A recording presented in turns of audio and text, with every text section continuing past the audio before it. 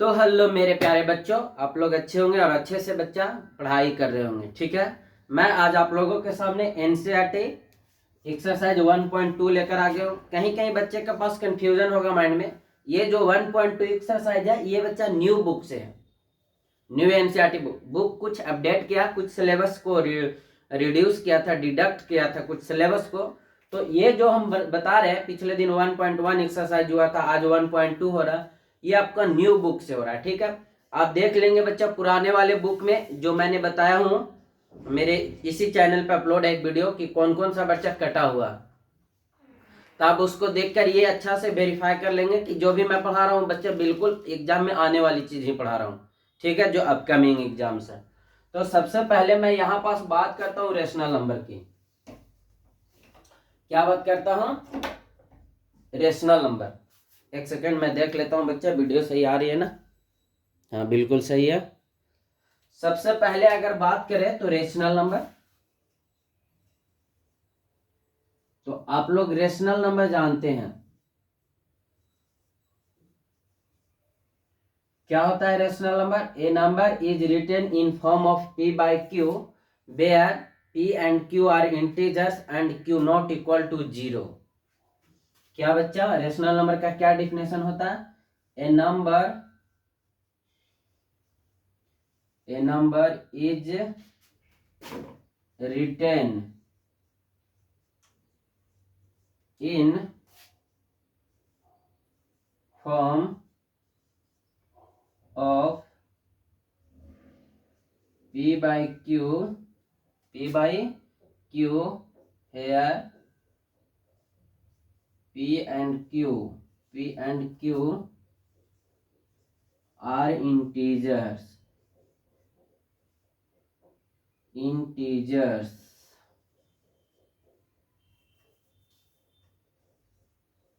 integers and q not equal to 0 is called rational number। बात आ गया होगा समझ में। एक नंबर है जिसको हम p by q के फॉर्म में लिख सकते हैं और p और q क्या होगा? इंटीजर होगा। उसको हम लोग क्या बोलेंगे बच्चा? Rational number. फिर से मैं दोहराना चाहता हूँ, 3/0 ये रेशनल नंबर नहीं होगा, ये बच्चा इरेशनल नंबर हो जाएगा। कैसा हो जाएगा? अनडिफाइंड होता है, ये रेशनल नंबर नहीं होगा, not rational number, not rational number, ये रेशनल नंबर नहीं होगा। बात आया समझ में? 3/0 मतलब ये इनडिफाइंड हो जाता है बच्चा, इनडिफाइंड, जिसको मैथ में बोलते हैं अपरिभाषित है। क्या है बच्चा? अपरिभाषित, जिसका वैल्यू इनफाइनाइट आता है। ठीक है, तो आपको इतनी बात आ गया होगा समझ में। अब देखिए हम लोग को जो क्वेश्चन है वो क्या है। हम लोग के जो क्वेश्चन है बच्चा, तो पहला क्वेश्चन है आपका क्या कि हाँ, प्रूव दैट, क्वेश्चन आपका ये है, prove that √5 is irrational number. तो मेरे प्यारे बच्चों, यहां पास बोला गया है क्या, ये जो √5 है ये तुम्हारा इरेशनल नंबर है, इसको आप प्रूफ करके दिखाइए। क्या करके दिखाइए? प्रूफ करके। ठीक है बच्चों, चलो देखो हम लोग कैसे करते हैं। तो सबसे पहले ये हम लोग को इसको एज्यूम करना होगा। क्या करना होगा? एज्यूम करते हैं। क्या करेंगे? Let √5 is a rational number. देखो, अगर मान लो कि कोई मुझे मान लेता है कि लड़की है, ठीक है, अब वहां पास मुझे जब वेरीफाई किया जाएगा, मेडिकल टेस्ट होगा, और जब वहां पास पता चलेंगे कि नहीं ये लड़की नहीं लड़का है, तो मेरा जो एज्यूम किया हुआ, जो कोई एज्यूम करेगा कि नहीं दिलीप सर लड़की है, तो बताओ फिर वो उसका कंट्राडिक्शन आ जाएगा ना, कि नहीं इनको तो आप मान लिए थे कि लड़के, लेकिन जब मेडिकल टेस्ट हुआ तो ये पता चला कि लड़का है। तो उसी प्रकार से यहाँ पास क्या होगा कि √5 है तुम्हारा क्या है? इरेशनल नंबर, लेकिन हम मान रहे क्या है कि इरेशनल नंबर। लास्ट में गलत हो जाएगा, कंट्राडिक्ट हो जाएगा, तो समझ लेंगे कि ये इरेशनल नहीं, इरेशनल होगा। बात आ रही समझ में? मैंने क्या समझाया? जैसे सिंपल सी बात है कि कोई मुझे मानता है कि सर आप लड़का नहीं लड़की, उनके ठीक है, चलो तुमको मन है तो तुम मान लो, लेकिन लेके गया मेडिकल टेस्ट में, चलो भाई अब चेक करेगा ना कि लड़की है, तो मेडिकल टेस्ट में पता चला कि मैं एक लड़का हूँ, तो उनको जो माना हुआ था कि लड़की है वो कंट्राडिक्ट हो गया, गलत हो गया, रॉन्ग हो गया, तो यहाँ से प्रूफ हो गया कि नहीं दिलीप सर क्या है, लड़का है। तो यही प्रोसेस इसमें अप्लाई होगा। बात आ रही समझ में? चलो देखो, √5 को मैंने क्या मान लिया कि ये एक रेशनल नंबर है, ठीक है। जब ये रेशनल नंबर है तो p/q के फॉर्म में लिख ही सकते हैं। अगर ये रेशनल नंबर है तो √5 को लिख सकते हैं क्या, p/q, यानी कि p/q भी लिख सकते हैं, a/b भी लिख सकते हैं। आपको जैसी इच्छा है वैसे लिख दो। तो a/b लिख दे, इंटीजर्स यहाँ पास a/b, here a and b are integers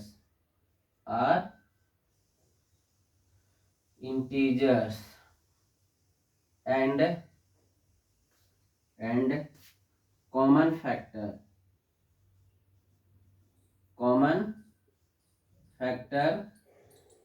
1। ये a और b एक ऐसे इंटीजर हैं, जैसे में 3/4 ऐसे मान लो कुछ होगा, जिसका कॉमन फैक्टर कितना है बच्चा, 1 है, ठीक है, मान लेते हैं। जब कॉमन फैक्टर 1 है तो ये को प्राइम नंबर भी तो हो सकता है। ए और बी कैसा हो सकता है बच्चा, को प्राइम नंबर भी तो हो सकता है, को प्राइम नंबर भी लिख सकते हैं कि ए और बी यहाँ पास को प्राइम नंबर है। चलो अब लिख दो squaring on both side, squaring on both side. जब आप बोथ साइड स्क्वायर करेंगे, बोथ साइड क्या करेंगे, स्क्वायर कीजिए, इधर हो जाएगा √5 का स्क्वायर और इधर में हो जाएगा a/b का स्क्वायर। बिल्कुल सही बात। √5 का स्क्वायर करेंगे तो हो जाएगा 5 और इधर में हो जाएगा a²/b²। सही है यहां तक? यहां तक सही है ना? अब आगे बच्चा क्या होगा, आगे यहां से क्रॉस मल्टीपल कर दो तो हो जाएगा 5b² = a²। अब देखो यहां से लिखा हुआ a² और इसका मल्टीपल 5 है, इसका मल्टीपल कितना है, 5। इसका मतलब है कि a² से 5 डिविजिबल है। सर ये कैसे सर, a² से 5 कैसे डिविजिबल है? तो इधर सुनो, जैसे कि मान लो कि यहाँ पास पहले से लिखा हुआ ये 9x और इधर में लिखा हुआ बच्चा 10, कितना लिखा हुआ, 10। तो अभी बताओ ये डिविजिबल होगा? नहीं। अगर आप यहाँ 18 लिखते हैं, क्या लिखते हैं, 18, तो देखो 9 से ये डिविजिबल हो गया 2, तो ये पहले ये दोनों बच्चा इक्वल है और इनटू में 5 है, मतलब क्या होगा कि a² से ये 5 डिविजिबल है। तो लिखेंगे यहां से a² divides 5, so a also divides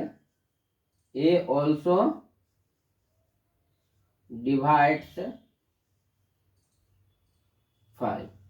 जब a² से 5 डिवाइड है तो a से भी क्या डिवाइड होगा, 5 डिवाइड होगा। यहां तक आ गया समझ में? अच्छा अब आगे देखो क्या करते हैं बच्चा। अब आगे तुम्हें क्या करना होगा कि जहां a² है वहां पास कुछ इंटीजर मान लो, मान लेते हैं बच्चा a = हो गया तुम्हारा कितना, मान लो कि 5c मान लेते हैं, एक इंटीजर, ये फिर से लेट होगा, लेट यहाँ पास लेट a = 5c और फिर से ये 5c क्या है बच्चा, c हेयर c तुम्हारा इंटीजर है, c क्या है तुम्हारा, इंटीजर है। तो अब यहाँ पास ये इक्वेशन फर्स्ट माने थे, इसका वैल्यू पुट कर दो इसमें, इसका वैल्यू a का वैल्यू इसमें पुट करो तो यहाँ से हो जाएगा 5b² = यहाँ से हो जाएगा 5c का होल स्क्वायर। कैसे, a की जगह पर रखेंगे सिर्फ 5c, जहां a है वहां रखेंगे 5c।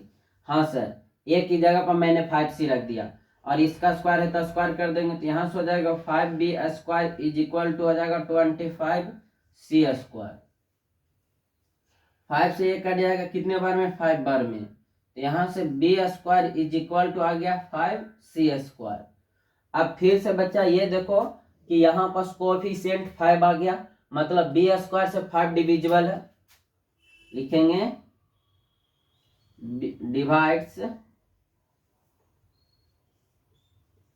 Divides B square to 5 and also b divides 5। बता समझ में कि बी स्क्वायर से 5 भी डिवाइड है, और जब बी स्क्वायर से कोई नंबर डिवाइड होता है तो बी से भी डिवाइड होता है। अरे बच्चों कोई 4 से मान लो कि 12 डिवाइड है, तो ये तो 2 का स्क्वायर हुआ ना, तो इसको ऐसे लिख सकते हैं कि 2 स्क्वायर किससे ये डिवाइड है। तो बताओ 2 से ये 12 नहीं डिविजिबल होता है क्या 6 बार में? वही तो बताना चाह रहे हैं कि अगर कोई स्क्वायर से नंबर डिविजिबल है तो नंबर से भी क्या होता है, डिविजिबल होता है। जैसे में मेरा स्क्वायर से अगर तुम कट जाओगे तो हम अकेले भी तुम्हें काट सकते हैं।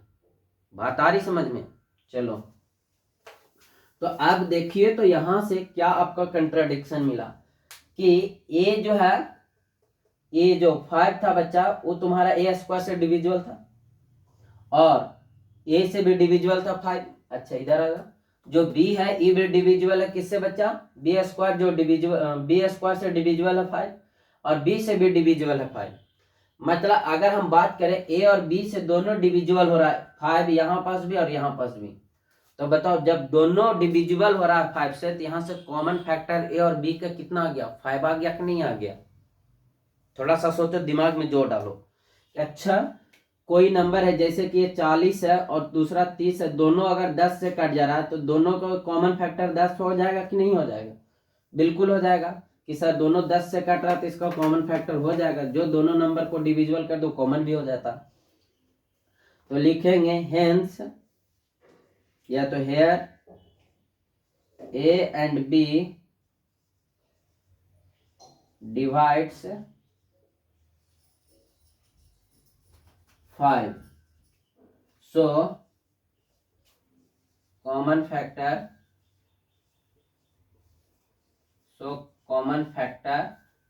5।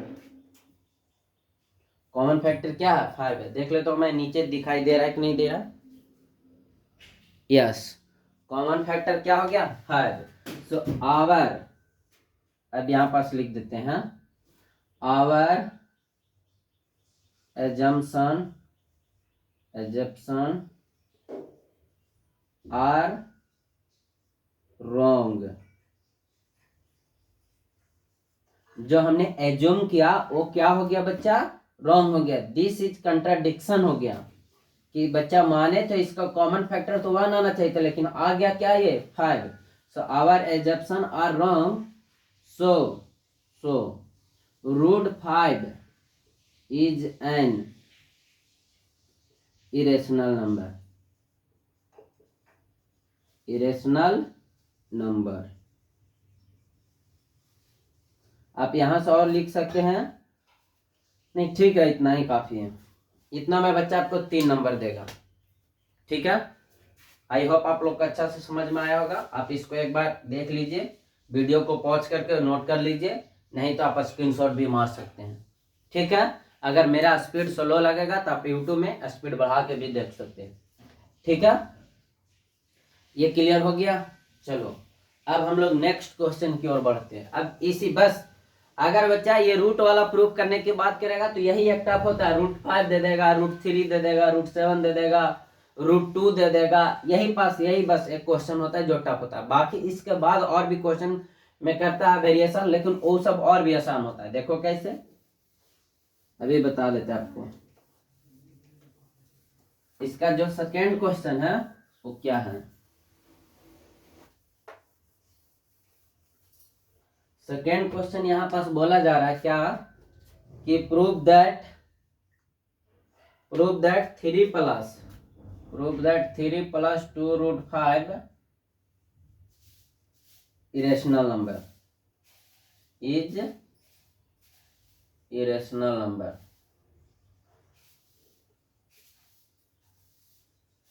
देखो अब यहाँ पास क्वेश्चन क्या कर दिया कि ये प्लस कर दिया। बुक में और एग्जाम में क्या करता है, ऐसे क्वेश्चन तो यही रहेगा, लेकिन यहाँ पास ये जो √5 है इसको बोल देगा कि √5 इज ए इरेशनल नंबर, और नहीं तो यहाँ आपको मान के चलना होगा। अभी बताए तो √5 कैसा इरेशनल नंबर है, आपको एग्जाम में साफ साफ लिखा रहेगा है √5 इरेशनल नंबर। इसके लिए आप टेंशन ना लो कि ये इरेशनल नंबर ही है, ये तो बात फिक्स है। चलो आगे आओ, तो फिर से बच्चा मानेंगे लेट कि 3 + 2√5 is a rational number, is a rational number, rational number. मान लिया कि ये रेशनल नंबर है, ठीक है। अब जब ये रेशनल नंबर है तो P/Q के फॉर्म में लिखो 3 + 2√5 is equal to A/B। A/B फिर से यहां पास here A and B are integers, ठीक है, ये दोनों क्या है, इंटीजर्स हैं। अब आगे बस इतना ही जरूरत है, ज्यादा नहीं। और पूरा लिखना चाहते हो तो पीछे वाला जो स्टेटमेंट्स लिखवाए आप उसको पूरा छाप दे। Here common factor A and B is 1 and A and B are coprime number, बात खत्म। आगे बच्चा इसको रीअरेंज करेंगे तो हो जाएगा क्या, 3 + 2√5 इज इक्वल टू A/B। 3 को उधर भेज दो तो आ जाएगा 2√5, और इधर से आ जाएगा A/B, और माइनस क्या हो जाएगा 5 आपका, सॉरी 3। यहां तक कोई कंफ्यूजन? अब ये 2 मल्टीप्लाई में है, उधर भेज दो डिवाइड में हो जाएगा, √5 इज इक्वल टू हो जाएगा A/B,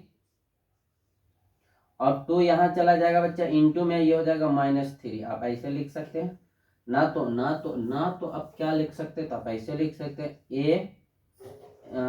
रुक जाओ एक सेकेंड, यहाँ पास क्या कर लो बच्चा, ये √3 5 √2 5, यहाँ से एलसीएम ले लिए तो हो गया B, ये हो जाएगा A -3B, ठीक है। अब तो तुम्हें कोई कंफ्यूजन नहीं होगा।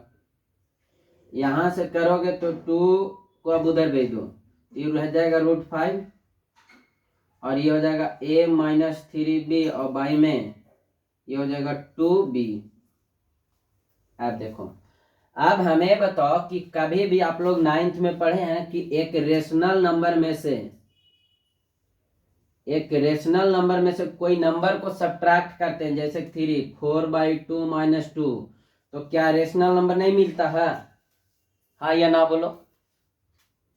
नहीं तो आप याद रखिएगा, कभी भी रेशनल नंबर में से अगर कोई नंबर को सब्ट्रैक्ट करेंगे, वो भी नंबर कैसा होगा, रेशनल नंबर होगा, या तो कोई इंटीजर होगा, तो तुम्हारा रेशनल नंबर मिलता है। क्या क्या क्या मैंने बोला, याद रखो। मैं होली नहीं खेलने के लिए बोल रहा हूँ, मैं एक बात बता रहा हूँ कि अगर कोई रेशनल नंबर में से इंटीजर को सब्ट्रैक्ट करते हैं, या ऐड करते हैं, या मल्टीप्लाई करते हैं, या डिवाइड करते हैं, तो पर भी वो रेशनल नंबर मिलता है। वही बात यहाँ पास हुआ, ये तो तुम्हारा रेशनल नंबर था, इसमें से कोई इंटीजर -3 को घटाए, अभी भी रेशनल नंबर, इसको थोड़ा सा सिंप्लीफाई किए तो पर भी ये रेशनल नंबर ही रहेगा। अब ये 2 इधर डिवाइड मल्टीप्लाई में, तो इधर भेज दिया डिवाइड में, तो ये तुम्हारा क्या हो गया, रेशनल नंबर। ये तुम्हारा क्या हो गया, रेशनल नंबर। तो यहां पास लिख सकते हैं here RHS is rational number, so LHS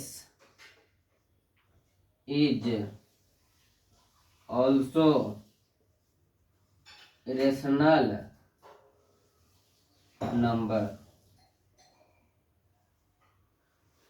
देखो, अगर मैं बोलूं कि बेटा x = 3 आया ऐसे, तो तुम बोलेगे ना x का वैल्यू 3 है सर, x का वैल्यू क्या है 3। तो यहाँ अगर दिस = √5, मतलब दिस = दिस है, यहाँ इक्वल के भी साइन है, तो ये रेशनल नंबर है, तो ये भी रेशनल नंबर। अरे कभी भी कंपेयर नहीं करोगे क्या, ये दोनों इक्वल होगा कि नहीं होगा, तो उधर वाला रेशनल तो इधर इरेशनल होगा, इसके अनुसार तो ये भी रेशनल होगा। आप बताओ, हम लोग जानते हैं तो this contradict, this is contradict है, कंट्राडिक्ट, कंट्राडिक्ट मतलब हो गया बच्चा क्या, अपोजिट, मतलब जो माने वो गलत है, माने जो गलत है। तो ये कंट्राडिक्शन, तो our assumption is wrong, is wrong, so 3 + 2√5 is an irrational number. ये कैसा नंबर हो जाएगा, इरेशनल नंबर। एक चीज बता देना चाहता हूँ बाबू, अगर तुम्हें कुछ नहीं आएगा तो क्वेश्चन में ये दम छापने वाला चीज आता है, जिसको बोलते हैं ना नर्सरी क्लास में, नर्सरी 2-3 का बच्चा रट लेता है, वैसे तुम्हें इसको रटना पड़ेगा। क्या करना पड़ेगा, रटना पड़ेगा, एकदम सेम टू सेम यही रहता है, कोई लॉजिक कंसेप्ट नहीं। ये मैं इतना कंसेप्ट बता रहा हूँ, कोई फायदा नहीं, बस खाली आप रट जाइए, यही क्वेश्चन रहेगा। 2 के जगह √5 के जगह 3 रहेगा, 3 के जगह 7 रहेगा, 7 के जगह 2 रहेगा, यही क्वेश्चन रहता है और कुछ रहता नहीं। तो जो जब यहाँ 5 रहेगा तो यहाँ 5 माने हैं, यहाँ 5 माने हैं, 3 रहेगा तो यहाँ 3 रहेगा, 2 रहेगा तो यहाँ 2 रहेगा, 7 रहेगा तो √7 लिखेंगे, बात तो खत्म है, बाकी सब वही रहेगा, बाकी स्टेटमेंट सब वही रहता है। बात आई समझ में? चलो अब हम लोग बात करते हैं बच्चे इसका नेक्स्ट क्वेश्चन की ओर। नेक्स्ट क्वेश्चन क्या है बच्चा, जरा सा देखेंगे आप लोग ध्यान से। चलिए, अच्छा ऊपर वाला तो आप लोग देख ही लिए होंगे, अब इसका तो कोई जरूरत नहीं है। अब नेक्स्ट क्वेश्चन की ओर हम लोग बात करते हैं। नेक्स्ट क्वेश्चन आपका कह रहा है बच्चा, prove that flowing is irrational, prove that flowing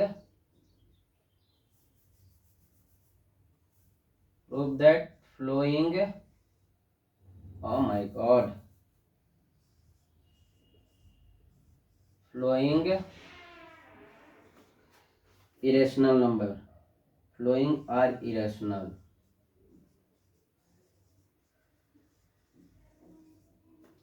number, ये लास्ट में नंबर है। पहला क्वेश्चन जो तुम्हारा क्या है, ये क्वेश्चन नंबर 3 था। पहला क्वेश्चन है 1/√2, दूसरा क्वेश्चन है तुम्हारा 7√5, और तीसरा क्वेश्चन है 6 + √2। लो, इसको अभी प्रूफ करने की जरूरत है क्या? अगर कहोगे तो कर देंगे, बस फटाफट उड़ा देंगे। इसको देखो, पहला क्वेश्चन को, ये इरेशनल नंबर हमको प्रूफ करने बोला, मान लेंगे let 1/√2 is a rational number. कैसा नंबर है बच्चा, रेशनल नंबर है। तो जब रेशनल नंबर है तो p/q के फॉर्म में तो लिखेंगे ही लिखेंगे, 1/2 is equal to a/b। Here a and b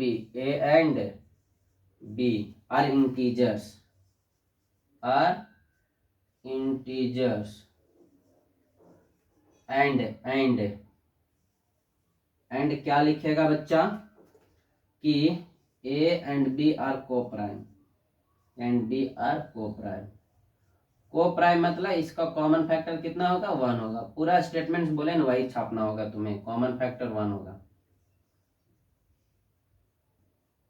1। आगे आओ, अब इसको क्या करो बच्चा, क्रॉस मल्टीपल कर दो, यहां से आ जाएगा b is equal to √a। अब करेगा squaring on both side, squaring on both side. जब दोनों तरफ स्क्वायर करोगे तो इधर से हो जाएगा b² इज इक्वल टू हो जाएगा 2a²। बोलो सही है, हाँ या ना? आप देखो तुम्हें क्या पता चल रहा है कि b² से 2 डिविजिबल है, हाँ सर, b² डिवाइड्स